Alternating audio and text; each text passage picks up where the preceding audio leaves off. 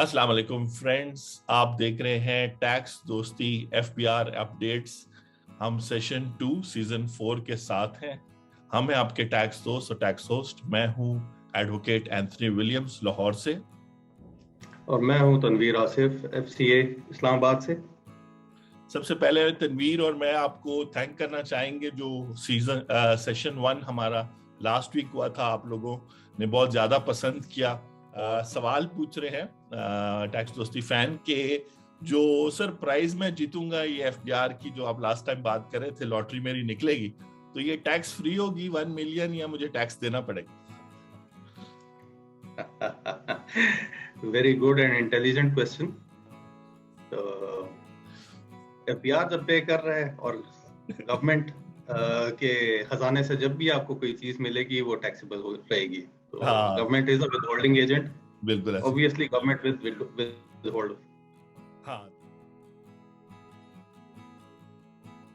हाँ, तो ये टैक्स फ्री नहीं है मनी। सही सही। वैसे ब्रॉडशीट को अभी जो पेमेंट की थी कोई 47 मिलियन की, उस पे वो विथहोल्ड करना भूल गए थे लॉ डिपार्टमेंट वाले, तो एफबीआर वालों ने नोटिस भेज दिया था मेरे को। तो और ये है जी एफबीआर की वेबसाइट और पार्लियामेंटेरियन टैक्स डायरेक्टरी की न्यूज टिकर तनवीर चल रहा है। तो संडे को 9 जनवरी को टैक्स दोस्ती यूट्यूब चैनल पे और फिर taxdosti.com के होम पेज पे भी जो हमने वीडियो बनाई है जिसमें टॉप 3 पार्लियामेंटेरियंस, सेनेटर्स, MNAs के जिन्होंने सबसे ज्यादा टैक्स दिया है, फिर प्राइम मिनिस्टर इमरान खान की, तो वो सारी प्रेजेंटेशन का हिस्सा है चला। तो ये तो न्यूज वगैरह और चीजें चल रही हैं, बजट वगैरह आया है। आज जो है हम एफबीआर आयरस की जो सर्विस है, फेमस सर्विस है, उस पे बात करेंगे। लेकिन तनवीर ये पेज क्यों आ गया है? मैं income tax return filing for users with in Pakistan, और ये तफरीक क्यों हो गई है? वैसे तो वोटिंग राइट भी अब आउटसाइड मिल गया ओवरसीज पाकिस्तानीज को, तो ये जो है 2 लिंक्स उन्होंने क्यों दे दिया? जी हाँ, ये 2 लिंक्स दिए गए हैं टेक्नोलॉजी इशू की वजह से। इसमें लीगैलिटी का कोई पहलू नहीं है। अच्छा। This is purely because of technology issues. क्योंकि जो लोग पाकिस्तान से बाहर से एक्सेस करते हैं उनको शायद डिफरेंट राउटर या डिफरेंट सर्वर पे डाला जाता है, ठीक है, ड्यू टू सिक्योरिटी इश्यूज। ठीक है, जो हैक हुआ था अभी अगस्त में। ऑब्वियसली जो पहले कुछ इश्यूज या न्यूज आई थी कि सिस्टम हैज बीन कॉम्प्रोमाइज्ड, ये इंफॉर्मेशन हैज बीन कॉम्प्रोमाइज्ड, तो उसको ज्यादा सिक्योर करने के लिए जितने। ठीक है, तो अभी हम विद इन पाकिस्तान है, तो हम आउटसाइड पाकिस्तान वाला बटन दबा के देखें क्या होता है। बिल्कुल ट्राई कर लें, देखें क्या होता है। स्क्रीन जो है अभी ऑरेंज हो गई, तो इसका मतलब है कि रेड हो जाएगी। रेड होके अच्छा इसके करेंगे। डेफिनेटली नॉन रेजिडेंट्स पाकिस्तानीज जो हैं वो ये आउटसाइड ऑफ पाकिस्तान करेंगे, वो उनका आईपी डिटेक्ट करेगा, और जो विद इन पाकिस्तान है वो ये पेज का वो करेंगे। तो जो पाकिस्तान से बाहर का आईपी होगा उनके लिए भी सेम पेज ही खुलेगा, पेज वो आईपी डिटेक्ट होने पे ही ये चीज ओपन होगी उस लिंक से। ठीक है। तनवीर, इस आयरस के पेज पर जो है क्या कहते हैं, बहुत सारे बटन थे पहले। अभी मुझे एक तो लॉगिन का बटन नजर आ रहा है, यानी रजिस्ट्रेशन नंबर पे मैं अपना आईडी कार्ड नंबर या नाइकॉप नंबर दूंगा, और यहाँ मेरा पासवर्ड इंडिविजुअल, क्योंकि इंडिविजुअल के हवाले से हम बात करें तो यहाँ पासवर्ड लॉगिन कर लूंगा। ये रजिस्टर्ड फॉर अनरजिस्टर्ड पर्सन का बटन नजर आ रहा है, बाकी बटन नजर नहीं आ रहे। तो ये बाकी एफबीआर मालूमात था, रजिस्ट्रेशन फॉर रजिस्टर्ड पर्सन का बटन था, तो वो कुछ गाइड करेंगे कि ये उन्होंने खत्म कर दिए हैं या क्या कर दिया है सिलसिला? जी, ये थोड़ा सा इन्होंने होम स्क्रीन में चेंजेस किए हैं। अच्छा, आप ये कह सकते हैं कि थोड़ा सा आसान कर दिया, ज्यादा बटन्स भी ज्यादा कंफ्यूजन क्रिएट कर रहे थे काफी यूजर्स के लिए। ठीक है, ठीक है।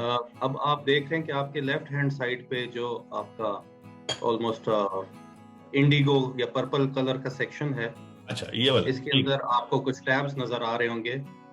हाँ बिल्कुल, ये इनकम टैक्स रिटर्न लिखा है, कह रहा है please log in to file income tax return, refund application देना है, विद होल्डिंग स्टेटमेंट है, ये इसके ऊपर इंफॉर्मेशन है कि आप लॉग इन करके क्या क्या कर सकते हैं। और फिर आपका लास्ट टैब है मालूमात एंड अदर्स। अच्छा, आप इस पे जाएंगे, हाँ, तो ये आप देखेंगे कि ये फर्दर ओपन हो रहा है। हाँ, मतलब अगर आप क्लिक करेंगे तो आप देखेंगे कि जो आप मिसिंग इन्फॉर्मेशन पूछ रहे थे, जो पहले बटन हुआ करते थे, वो अब आपके पास यहाँ पे मौजूद है। ठीक है, मतलब एक तो थोड़ा यूजर को इजी करने के लिए, एक तो पहले रेजिडेंट नॉन रेजिडेंट का तकलीफ पहले डिस्टिंक्शन हो गई पीछे जब हमने वहां से आयरस में लॉग इन किया एफबीआर की वेबसाइट से। फिर उसके बाद जो है इसमें हमने देखा कि अगर हम ई इनरोलमेंट, यानी जब हम इधर इनरोल होते हैं, फॉर रजिस्टर्ड पर्सन वाला बटन ये पड़ा है, एफबीआर मालूमात ये है, registration for Pakistani origin certificate, मेरे ख्याल पीओसी से मुराद है, होल्डर पाकिस्तान ओरिजिन कार्ड जो है, बिल्कुल। तो ये लोग जो पाकिस्तान, यानी जो पाकिस्तानी शहरियत छोड़ गए हो और फिर यहाँ पे वो है, तो यहाँ से रजिस्टर्ड हो जाएंगे। व्हाट्स न्यू और एसओपी तो इंटरनल इस सॉफ्टवेयर का मामला हो गया। और रजिस्ट्रेशन फॉर अनरजिस्टर्ड पर्सन, आपका क्या एक्सपीरियंस रहा है तनवीर इस बटन के बारे में? पहले भी ये इनके साथ बाकियों के साथ होता था अवेलेबल कि ये बटन अंदाजतन किसके लिए बनाया, मतलब रजिस्टर्ड पर्सन और अनरजिस्टर्ड में आपके ख्याल से क्या है? क्योंकि ये कोई लीगल कानून, अभी आप कानून भी थोड़ा बताएंगे, सेक्शन 181, तो कानून में तो ऐसी कोई चीज नहीं है। ये सॉफ्टवेयर वाइज आपका क्या एक्सपीरियंस रहा है, क्या डिफरेंस है इन दोनों बटन्स में? सॉफ्टवेयर वाइज एक्सपीरियंस ये रहा है कि देयर कुड बी, हम इसको सिनेरियोज पे देख लेते हैं। फॉर एग्जांपल, जब से ये आईआरएस आया था, स्पेशली इसका यूजेज 2014 और 15 के बाद ज्यादा शुरू हुआ, और 17 में आके आपके जितनी मैनुअल रिटर्न्स थी वो ऑलमोस्ट डिमिनिश होगी या खत्म हो गई। तो कुछ लोग ऐसे थे कि जिनके ऑलरेडी पुराने एनटीएन्स इशूड थे और they were subjected to withholding at source, like mostly वो लोग जिनकी टैक्सेबल इनकम में सिर्फ सैलरी थी, ठीक है, या टैक्सेबल इनकम उनकी 100% सब्जेक्ट टू विदहोल्डिंग थी और फाइनल टैक्सेशन में फॉल करती थी। ऐसे काफी सारे टैक्स पेयर्स पहले अपनी टैक्स रिटर्न्स स्किप किया करते थे, नहीं दिया करते थे, और उनका एनटीएन इशूड था क्योंकि एम्प्लॉयर्स ने उनको रजिस्टर किया हुआ था। I know lot of salaried people के जिनका कई सालों से टैक्स कट रहा है, जमा भी हो रहा है, लेकिन they were unaware of their NTN registration status. बिल्कुल ठीक है, बिल्कुल ठीक है। तो और दूसरी कैटेगरी वो टैक्स पेयर्स या वो लोग हैं जिनका कभी अपने नाम से या अपने एनटीएन से या अपने सीएनआईसी से टैक्स जमा नहीं हुआ। ठीक है, तो ये जो पहली वाली क्लास है ये रजिस्टर्ड है क्योंकि ये एफबीआर के साथ रजिस्टर्ड है, लेकिन ये खुद नहीं आए हैं आईआरएस पे रजिस्टर होने। और ये जो सेकंड क्लास आप बता रहे हैं जिनका सीएनआईसी से या एफबीआर के साथ कभी भी डेटा एफबीआर तक नहीं गया, वो अनरजिस्टर्ड पर्सन, वो अनरजिस्टर्ड है। तो जो पहले रजिस्टर्ड रहे हैं या जिनके नाम से या जिनके सीएनआईसी पे टैक्स जमा होता रहा है, तो वो जाएंगे ई एनरोलमेंट फॉर रजिस्टर्ड पर्सन में, क्योंकि उन्होंने सिर्फ आईआरएस पे अपने आप को ई एनरोल करना है, और जिन्होंने फ्रेश रजिस्ट्रेशन लेनी है ऑल टुगेदर, वो टोटली अनरजिस्टर्ड पर्सन। और इसी वजह से बहुत सारे लोग रेजिडेंट और नॉन रेजिडेंट इंक्लूडिंग, क्योंकि बहुत सारे नॉन रेजिडेंट भी यहाँ जॉब करते रहे हैं, बिजनेस करते रहे हैं, और उनके नाम से टैक्स कटता रहा है, खासतौर पे जो चले गए हैं 2018 से पहले तक, क्योंकि 2018 तक आईआरएस पे रजिस्टर होने का कोई खास फैशन नहीं था, जिसकी मजबूरी थी वही सिर्फ रजिस्टर हो रहा था। तो वो जब आते हैं ई इनरोलमेंट फॉर रजिस्टर्ड पर्सन, तो वो इस दरवाजे के थ्रू एंटर हो जाते हैं। लेकिन जब वो इनबॉक्स में जाते थे तो उनको 2014, 15, 16, 17, 18 के नोटिस पहले से आए होते थे। तो उनका क्वेश्चन होता था, यार हम तो आज रजिस्टर हुए टैक्स, मतलब जनवरी 2020 को या जनवरी 2019 को हम आज रजिस्टर हुए, ये नोटिस है। तो बेसिकली वो यही है कि कोई ना कोई आपके सीएनआईसी पर, खासतौर पे सीएनआईसी पर कोई डिडक्शन होती रही है, और वो है कोई तो इसमें क्लैरिटी ये है कि अगर वो कहें कि हम आज रजिस्टर हुए हैं, तो थोड़ी सी करेक्शन ये कर लें कि वो आज ई एनरोल हुए हैं, रजिस्टर्ड वो पहले से हैं। एग्जैक्टली नोटिसेज उनके नाम पे। तो जब एफबीआर का मैनुअल डेटा फीड इन हुआ है आईरिस में, तो मैनुअल डेटा में वो रजिस्टर्ड पर्सन थे, इसलिए उनका लॉगिन बन गया। हाँ, यानी ये एफबीआर ने एक लॉजिक बनाई है। एफबीआर ने 2014 से आइरिस को एक्टिव किया, तो उन्होंने डेटा भी माइग्रेट किया है मैनुअल से। 2014 टैक्स ईयर या टैक्स ईयर 2015 से वो डिसअलाउ कर दिया था कि इंडिविजुअल वगैरह अपनी रिटर्न मैन्युअली फाइल नहीं कर सकते। तो उन्होंने जब माइग्रेट किया डेटा, तो उन्होंने ई इनरोलमेंट तो ये कि आइरिस पे रजिस्टर होना, लेकिन रजिस्टर्ड पर्सन वो है जिसका डेटा इन्होंने डाला है। अनरजिस्टर्ड वो है जो अब हो सकता है वो ग्रेजुएट, मतलब अब ग्रेजुएट हुआ है, अब वो टैक्स नेट में आए। तो जो है इसीलिए लोग जो पाकिस्तान में अर्न कर रहे थे और अभी भी कर रहे हैं या चले भी बाहर गए, वो मोस्ट प्रॉब्ली इस दरवाजे पे जाएं, ई इनरोलमेंट फॉर रजिस्टर्ड पर्सन। और जो फ्रेश ग्रेजुएट वगैरह है वो रजिस्ट्रेशन फॉर जो है करे, जिसमें ज्यादा डिटेल मांगी जा रही है, क्योंकि इसमें उनको एड्रेस वगैरह भी नहीं पता, फोन नंबर ईमेल वगैरह भी नहीं पता। वो वाला जब मैं बटन दबाऊंगा तो वो सिर्फ सिंपली, अगर वो चल पड़े जी, तो वो सिंपल आपसे फोन नंबर और ईमेल मांग रहा है जिसपे कोड्स आएंगे। अच्छा तनवीर, आज के लिए कुछ एग्जांपल्स भी मैंने तैयार की हैं और उस पर आप गाइड करेंगे कि बेसिकली एफबीआर की वेबसाइट और आइरिस जो है वो गेटवे है जिसके थ्रू लोग टैक्स नेट में एंटर होते हैं। अब हम एग्जांपल ले रहे हैं, ये एग्जांपल एक्चुअली तो ये रियल पर्सन्स है, लेकिन ऑब्वियसली हम किसी का नाम वगैरह डिस्क्लोज नहीं करते, ना चैनल पे ना वीडियो पे, तो कॉन्फिडेंशियलिटी है। तो हम बात करें कि ये सारे रेजिडेंट लोग हैं जो अपनी इनकम टैक्स रिटर्न भी फाइल करेंगे और वेल्थ भी करेंगे, क्योंकि रेजिडेंट है और इनकी सिर्फ पाकिस्तान सोर्स इनकम है। तो इसमें सैलरी वाला बंदा भी है। उन्होंने 30 जून 2021 जो खत्म हुआ है, उस पूरे साल में जो 1 जुलाई 2020 को शुरू हुआ था, उसमें उन्होंने सैलरी पूरे साल की 19 लाख रुपए कमाई और उनका कोई लाख रुपए टैक्स बन गया। इसी तरह बिजनेस इंडिविजुअल है, उसने 14 लाख रुपए 30 जून 2021 तक कमाया और 1 लाख उसकी भी सैलरी बनी। इस तरह कुछ और एग्जांपल्स भी है, लेकिन ये लोग खामोश थे।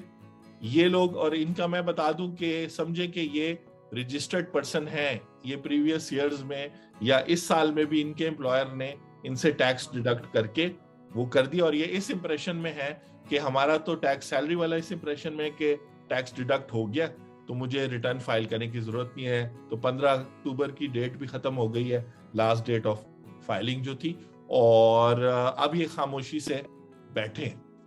तो अब इनको टैक्स नेट एंटर करना चाहिए कि नहीं वॉलंटरी बेसिस पे? तो कानून, ये आइरिस का जो पेज है इसके पीछे कानून आप बता दें, पेनल्टीज मैं बता देता हूं कि अगर वो एंटर नहीं होंगे तो।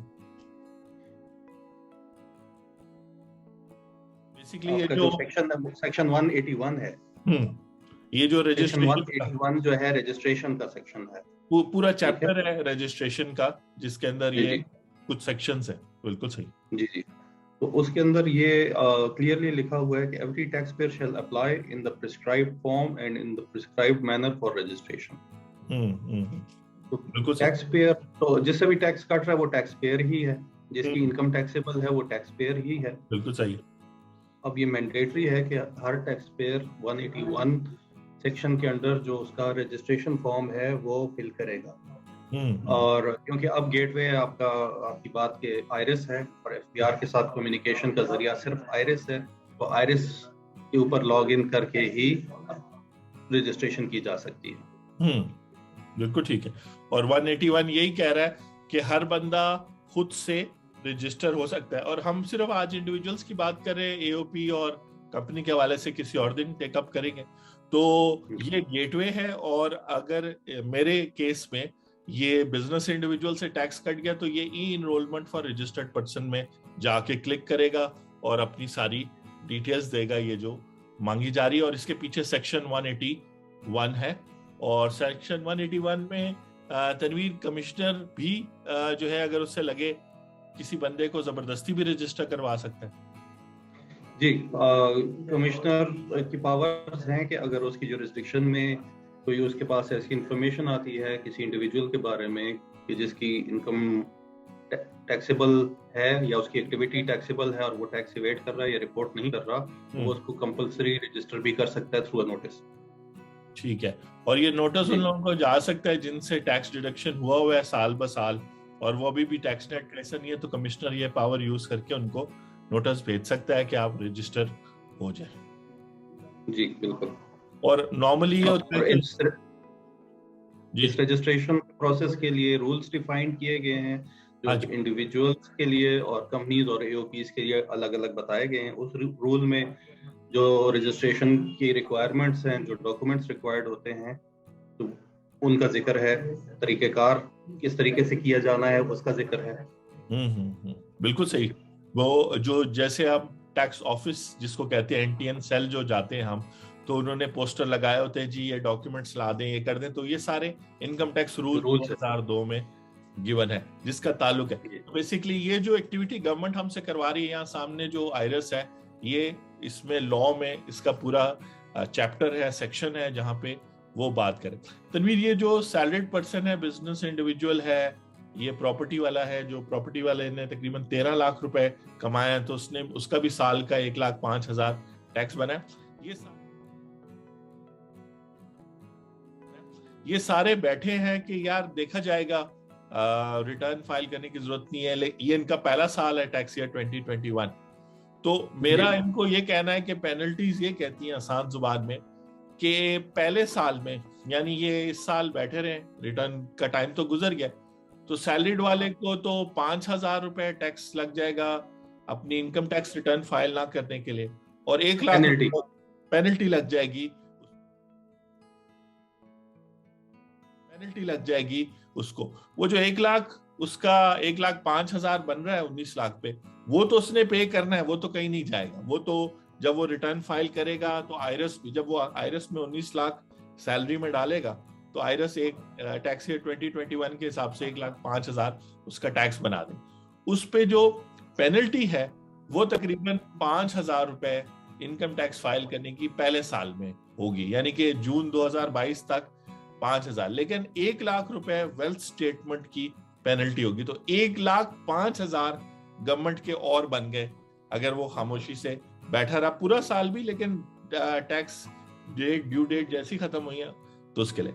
बिजनेस वाले के लिए इतने सुटेबल हालात नहीं है, बिजनेस वाले की भी लाख रुपए इनकम बनी है और उस पे बन गई है पेनल्टी फौरन जैसी ड्यू डेट खत्म हुई है, 40,000 रुपए उस पे पेनल्टी बन गई है। और 100 रुपए डेली के हिसाब से पहले साल में 38,000 बनेगा, लेकिन वो पहले साल में 40,000 और 38,000 विच एवर इज हायर, यानी मिनिमम उसको 40,000 जुर्माना देना पड़ेगा और लाख रुपए तो 1,40,000। तो ये लोग जो अभी अगले साल तक खामोशी से बैठे रहेंगे, रिटर्न फाइल नहीं करेंगे, इधर आके रजिस्टर नहीं होंगे, तो 1,40,000 बिजनेस इनकम वाले की, और वो जो इनकम फ्रॉम प्रॉपर्टी वाला है उसका भी 1,40,000 समझ लें। कैपिटल गेन वाला, उसने भी लाख रुपए अगर कोई चीज बेच दी और खामोशी से और उस पर टैक्स डिडक्शन नहीं हुई या हो गई है जितनी भी हुई है, तो उसके भी 2,40,000 इनके, और बेसिकली 2 लाख रुपए सैलरीड वाले के टैक्स बन गया पहले साल में। अब अगर कोई ये वीडियो देख रहा है और वो 3-4 सालों से टैक्स नेट में नहीं आया एज ए सैलरीड, तो ये मल्टीप्लाइड बाय 3 कर ले, 4 कर ले, यानी 6 लाख 10 लाख। इसके अलावा डिफॉल्ट सरचार्ज भी है, यानी 12% के हिसाब से, तो इसका मतलब 1 लाख के ऊपर 12%। तो मैं दोबारा से ब्रेकअप कर दूं कि ये सारे लोग जो हमसे, जो एक्चुअल लोग हैं जिन्होंने हमसे ये सवाल पूछा कि जी हमने टैक्स ईयर 2021 में तकरीबन हमने इतने कमाए हैं और हम पे लाख रुपए टैक्स बना है as a salaried person, as a business individual, as person earning from property income. लोग कहते हैं ना कैसे पता चलेगा जी मैंने घर रेंट पे दिया हुआ है, मुझे लाख रुपए टैक्स बन गया उस पे मेरा। इसी तरह कैपिटल गेन वाला कि जी मैंने कोई जमीन बेच दी है तो उस पे मेरा लाख रुपए टैक्स बन गया, लेकिन वो किसी डीएचए वगैरह में नहीं थी, तो कैसे पता चलेगा? तो जब पता चलेगा, जैसे आपने कहा कमिश्नर के पास पावर है, तो उस टाइम पे ना सिर्फ रिटर्न फाइल करके ₹1,00,000 देना पड़ेगा, और अगर वो 1 साल पुराना है तो हर एक बंदे को 1,05,000 या 1,40,000 एक्स्ट्रा देना पड़ेगा, यानी 2 लाख से 2,50,000 तक पहले साल में। तो अगर 3 साल किसी को गुजर गए हैं तो उसके कोई 6-7 लाख बन जाएंगे, और डिफॉल्ट सरचार्ज के हिसाब से ₹1,00,000 और डाल दें तो आराम से ₹10,00,000 एक रिटर्न ना फाइल, जिसने 2015-16 की अभी तक नहीं की या 16-17 की नहीं की, तो 10-15 लाख रुपए पेनल्टी उसकी बन गई। तो ये वो पेनल्टीज हैं जो लगा सकते हैं, और इससे फिर बचने का कोई तरीका है इन पेनल्टी से? के हम कहें नहीं, हमें तो पता ही नहीं था जी कि 2015 में आईआरएस पे इंडिविजुअल पे रिटर्न फाइल करनी होती है, मैंने 19 लाख रुपए कमाया है एज अ बिजनेस इनकम, मेरा प्रॉफिट हुआ है 13 लाख रुपए।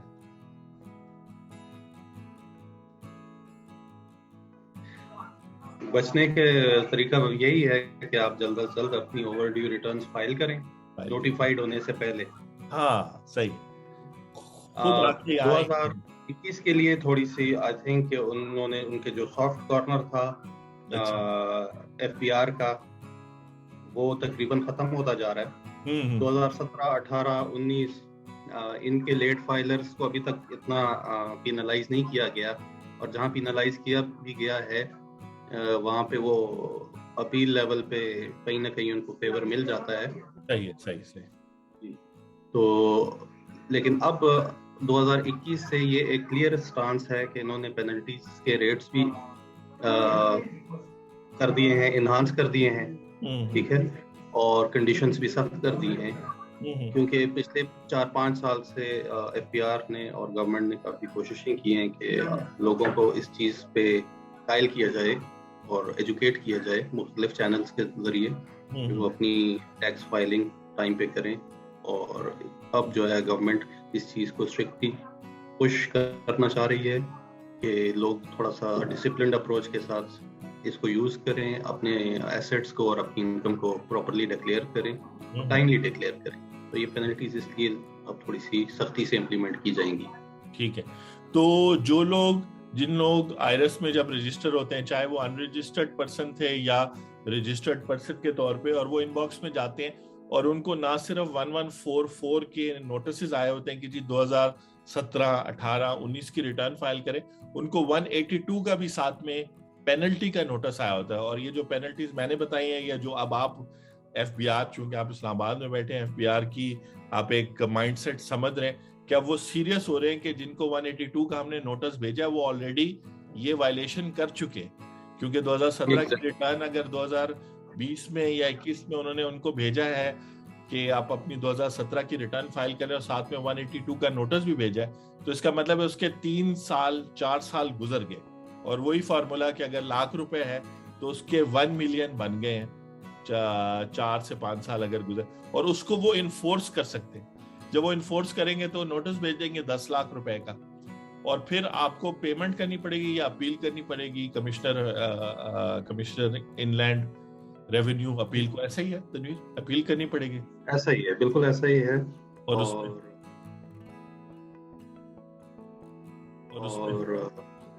रिलीफ जो आप कह रहे हैं आप पहले मिल जाता था, देखिए relief at the end of the day, relief आपको बचता कुछ नहीं है।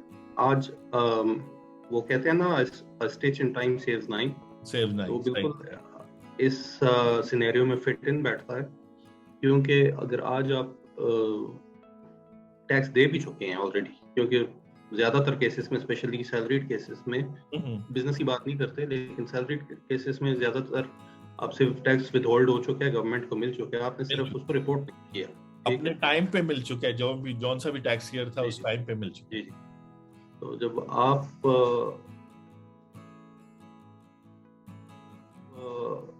नॉन कंप्लायंस कर रहे हैं पार्ट ऑफ द लॉ की बाय नॉन रिपोर्टिंग, तो आपके ऊपर ये पेनल्टीज आ रही हैं। अगर हम वेल्थ स्टेटमेंट की सिर्फ पेनल्टी ले लें, ठीक है, ₹1,00,000 रिटर्न या उसकी डिक्लेरेशन की पेनल्टी चलें कम है, तो at the end of the day अगर आपको 3 साल बाद भी नोटिस आता है या 4 साल बाद भी नोटिस आता है, तो with surcharge and with multiple years of penalty, आप जिस जगह पे पहुंचते हैं, अगर आप अपील में चले भी जाते हैं और उसको किसी ग्राउंड्स पे रिड्यूस भी करा लेते हैं, लेकिन फिर आपको जो एक प्रोसेस से गुजरना पड़ता है और डेफिनेटली अपील तक जाने के लिए आपको कोई प्रोफेशनल हेल्प चाहिए, वो भी एक कॉस्ट है। बिल्कुल है। ठीक है ना, जो कि आज इस छोटी सी एक डिक्लेरेशन फाइल करने की कॉस्ट से बहुत ज्यादा बनेगी। तो at the end of the day अगर आप पेनल्टी को वेव ऑफ भी करा लेते हैं तब भी आप लॉस में ही रहेंगे। हाँ बिल्कुल, ऐसे आपने खर्चा किया होगा, यानी अभी तो सिर्फ आपने अगर ड्यू डेट पे 15 अक्टूबर से पहले आप अपनी सैलरी या बिजनेस या कैपिटल गेन डिक्लेयर करते ड्यू डेट में, तो लाख रुपए आप टैक्स पे कर देते और आप खुद या आप प्रोफेशनल को चंद हजार रुपए दे के आपकी रिटर्न प्रॉपर्ली फाइल होती, वेल्थ स्टेटमेंट भी हो जाती। अब आप वेट करें तनवीर, खास तौर पे चले सैलरीड वाला और इनकम फ्रॉम बिजनेस तो दोनों टैक्स नेट में आ जाते हैं। जो ज्यादा रिलक्टेंट है अभी भी वो इनकम फ्रॉम प्रॉपर्टी वाला है। वो कह रहे मेरा घर एक ऐसी जगह पे है, वहां पे कोई आता भी नहीं है और मैंने रेंट पे दिया। उनको समझाया हुआ है कि ना बताओ जी कि रेंट है। प्रॉपर्टी टैक्स वालों को भी वो झूठ बोलते हैं, तो मैं प्रॉपर्टी टैक्स भी बहुत थोड़ा दे रहा हूँ, रेंट के हिसाब से नहीं दे रहा। और मेरी जो इनकम हो रही है, जितनी भी मेरी इनकम हो रही है, कोई 13 लाख रुपए पूरे साल की इनकम फ्रॉम, उस पे 1,05,000 टैक्स बन रहा है, तो वो भी मैं नहीं देता। क्यों? गवर्नमेंट पता कराती है तो पता करा ले, वो मुझे कैश देता है, मेरा अटेंडेंट जो है वो है। तो ये बंदा जो है, और ये 2015 से लगा हुआ है इसी लॉजिक पे। तो 2015 से लेके अभी तक ये पेनल्टी जो हमने कैलकुलेट, तो 1 करोड़ की पेनल्टीज तो क्रॉस हो गई इसकी। 2015 का लाख, उसका यहां तक 2016 का लाख।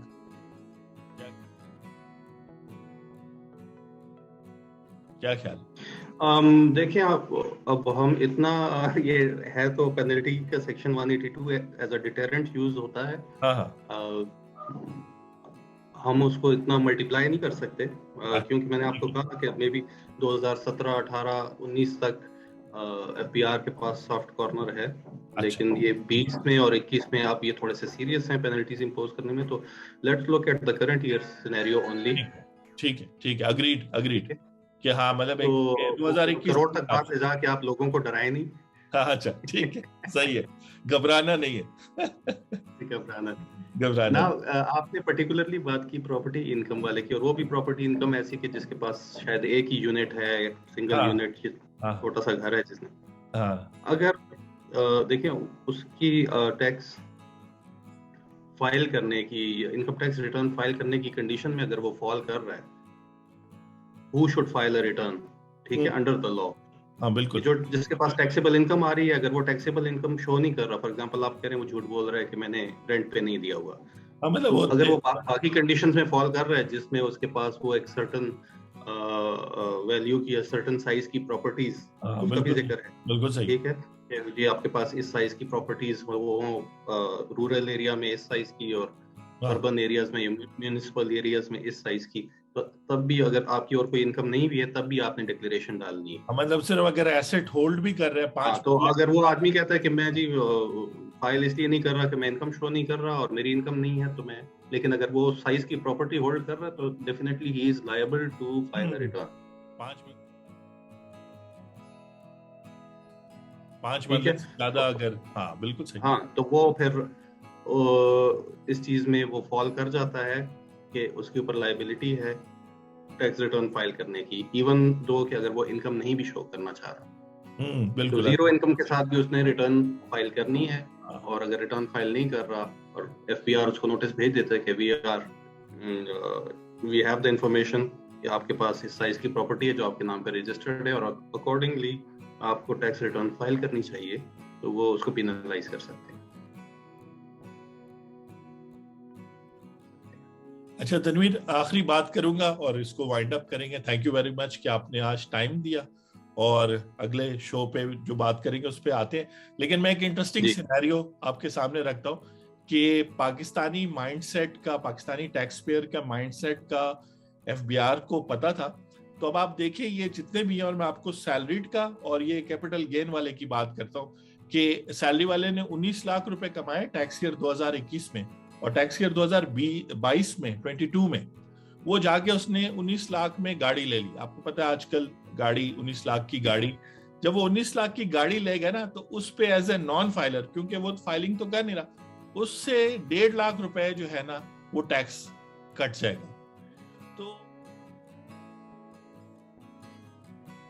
तो बेसिकली अगर वो जो है फाइल नहीं भी करता, अपनी इनकम नहीं भी डिक्लेयर करता, तो ऐसे उन्होंने सिस्टम्स बना दिए हैं प्रॉपर्टी परचेज पे, गाड़ी के, कि गवर्नमेंट उससे टैक्स जो है ना उसी साल या उससे अगले साल, क्योंकि ये 19 लाख सपोज कर एक बंदा है, वो घर में पैसे वगैरह देने की जरूरत नहीं है, उसने ये 19 लाख अपनी सैलरी या ये जो बिजनेस से उसने कमाया, ऑनलाइन हो सकता है, उसने कुछ भी किया हो, 13 लाख रुपए, या ये जो इनकम फ्रॉम प्रॉपर्टी वाला है ये इसी की प्रॉपर्टी है, तो इसको जो 13 लाख, उसने जाके उससे गाड़ी खरीदी। गाड़ी पे एज ए नॉन फाइलर आपको पता है कि इजीली उससे लाख से 1.5 लाख तक डिडक्शन हो जाएगी अगर वो 13 लाख या 19 लाख की गाड़ी खरीदता है। ठीक है, तो गवर्नमेंट ने अपना रेवेन्यू कलेक्ट कर लिया, लेकिन ये बंदा नेगेटिव